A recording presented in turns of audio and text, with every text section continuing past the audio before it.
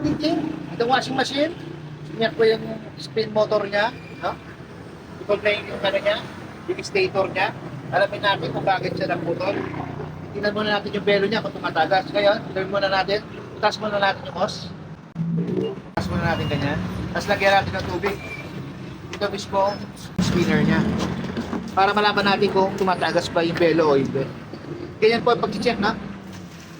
Huwag po kayo basta-basta nagpapalit ng spin motor agad-agad. Kailangan alamin nyo muna kung bakit nasira yung inyong spin motor. Ngayon, tingnan natin sa ilalim kung tumatagas ba o hindi. Okay, alamin natin. Tumatagas ba? Ayun, dami. Yan po ang dahilan kaya po nasisira ang ating speed motor. Ayan o, nakikita niyo yung tubig lumalabas. Kung agad-agad po kayo nagpalit ng spin motor at hindi po kayo nagpalit ng belo, ganyan lang po ang mangyayari.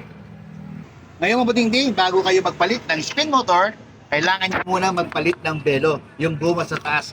Yung pinaka-seal ng tubig po natin para hindi siya tumagas. Okay mabuting din, nagbigay lang po ako ng tips sa inyo para hindi po kayo masayang ang pera nyo kung basta-basta lang po kayo nagpapalit ng inyong spin motor. Okay mabuting din, salamat po sa panonood po ninyo. God bless po sa ating lahat.